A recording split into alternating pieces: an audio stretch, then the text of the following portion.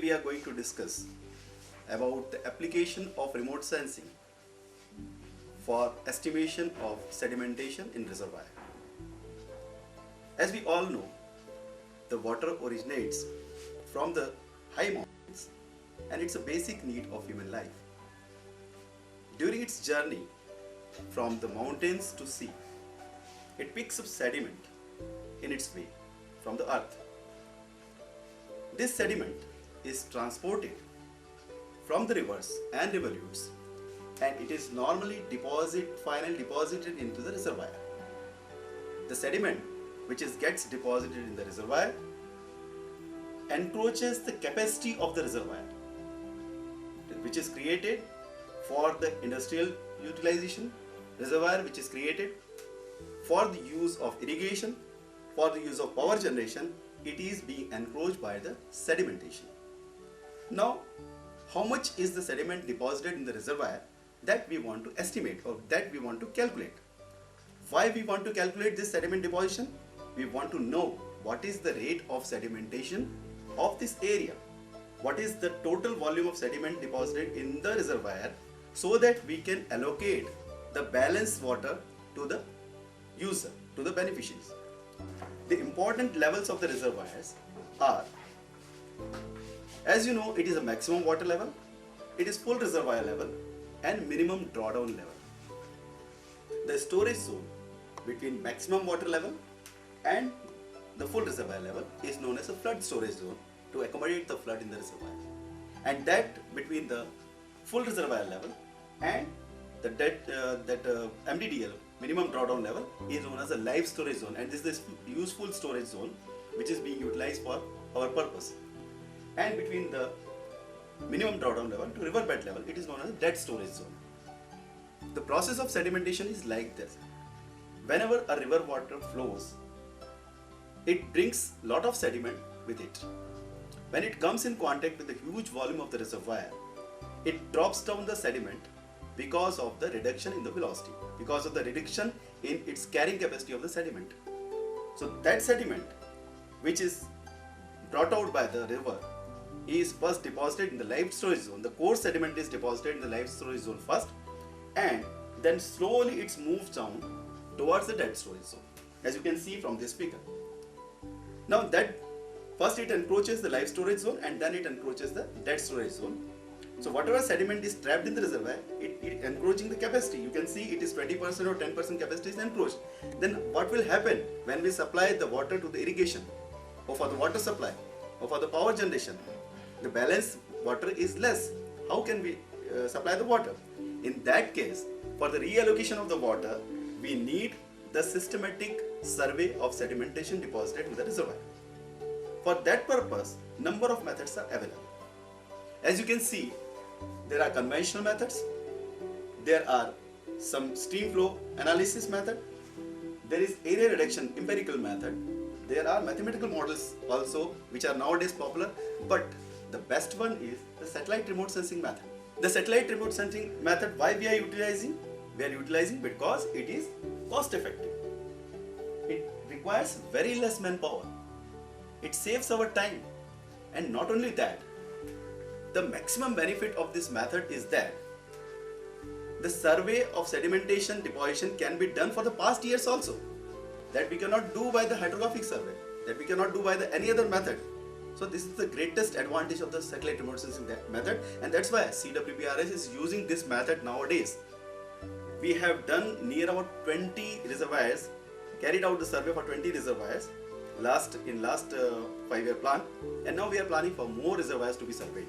The satellite remote sensing technique is that the water spread area gets reduced with respect to the time. This water spread area, when captured through satellite, it can be captured in number of levels. When these areas are integrated, it can give the latest volume. The volume which we have estimated through satellite images will then be integrated to get the cumulative volume, and this cumulative volume and then compared with the original volume of the reservoir, original capacity of the reservoir, so as to get the loss in capacity of the reservoir. In turn, what is the sediment deposition in the reservoir? So in order to calculate the sediment deposited in the reservoir, what we need, what data is required? We require field data, we require the satellite data, we require the reservoir water level data, we require the contour plan of the area. In the topographical data, we need topo sheets, which is very much important data because it's a base of the satellite remote sensing technique. Also, we require the catchment area detail from the field data. We also require the soil data because we want to know what type of the soil are in and around the catchment. So we require the soil data also. Soil index maps are available nowadays, so we require those data also. We also require the area capacity table from the field, and this is the most important, area capacity table as well as the curve. These are the most important things because this will be compared with the latest volume. Other things are salient features of the reservoir, a rate of sedimentation of the reservoir which was previously assumed when the reservoir was constructed. Suppose we want to do survey for the 1995 to 1996. Then in that case we have some around 20 imageries. But all the imageries we cannot use because some of the imageries are, you can see, they are very cloudy. Some may be very hazy, you can see here. Some may be distorted also. But we want the imagery like this, a clear image. So simultaneously we have to see the water level data of the reservoir as well as what are the imageries, cloud tree imageries available with us. Imagery may be list 3 images, it may be list 2 images, it may be list 4 images. Now we have to load those images in the computer. Now after loading these images to computer, we have to convert it into docx format. And we have to georeference these images with respect to our topo sheets. Because topo sheet is a base map. We have to delineate our reservoir area. The image consists of number of pixels. The size of the pixel may be around 24 by 24 meter. So if you multiply the number of pixels into the resolution of that pixel, we'll get what is the water spread area. For digital interpretation of the image, we have to work in EasyBase environment, or either we can work in the ERDAS environment also. What happens? When these water pixels are underwater, we can clearly, distinctly identify that this is water. But at the edge of this periphery of the reservoir, it is very difficult to identify which is water pixel and which is land pixel. So some of the modeling, some type of modeling we have to do. We have to use the normalized water index method, normalized vegetation index method, and so other methods also, classification also we can do, and we have to clearly identify which are the water pixels and which are the land pixels. Now after knowing the water pixel and land pixel, we'll come to know what is the water spread area. What we have to do, there are 4 errors in this water spread area which we have to rectify, otherwise this water spread area will be wrong. I'll tell you how. What will happen whenever reservoir is taken by the image? The tail of the reservoir is spread all along the way, behind. So that tail is not a FRL area.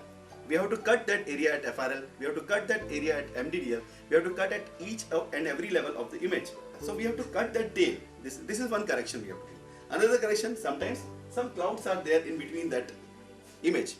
We have to rectify that because there is a cloud, there is water also in between, below that. But what will happen? It will not be identified as a pixel of water. So that area will be deleted. So we have to add that area. Another chances are that there may be some islands in the reservoir. If it is an island, then that much area should be reduced. Otherwise, in water spread contour, it will be counted. So we have to reduce that area. One important correction is also there. It is a vegetation correction. Suppose vegetation is there on the periphery of the reservoir, as you can see in the case of Ujni. Lot of vegetation is there on the periphery of the reservoir. Now, when vegetation is there is water below that area, below that vegetation, which is to be counted. But in our case, what will happen? All the peripheral vegetation will eat away that area and will come into conclusion of the less area, and that is wrong. So all the corrections in the water spread area are very much required. After doing this correction, our water spread areas at each level are ready for use. Now what to do this with this water spread area? Now we have to integrate, we have to accumulate these areas and now calculate the capacity of the reservoir according to the Prismartin formula. It's a simple formula. As you can see, it's a simple formula, h by 3 a1 plus a2 under root of a1 plus under root of a1 and a2. By this formula we can calculate the volume between each level, between two levels. Now you can cumulate this volume also. After calculating these cumulative volumes, this will give you the latest volume curve. You can generate that latest volume curve. You can see this is a generation of latest capacity curve, generation of latest elevation curve, the elevation area curve. Now if we compare the elevation capacity, latest elevation curve, capacity curve with the original, there is a reduction in volume of the reservoir. We will also come to know at each level how much sediment is deposited. Means at reservoir level how much sediment, live storage zone how much sediment is deposited, at dead storage zone how much sediment deposited. So that we will come to know. The zone wise we will come to know how much sediment is deposited.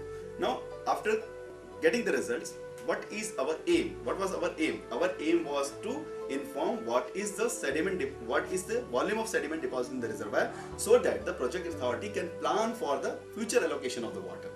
Second aim was the what is the rate of sedimentation deposited in the reservoir, so that we can plan for the future reservoirs. Future reservoirs we can plan.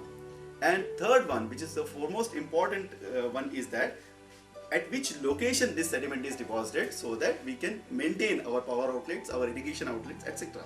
Thank you very much. Thanks a lot for listening me.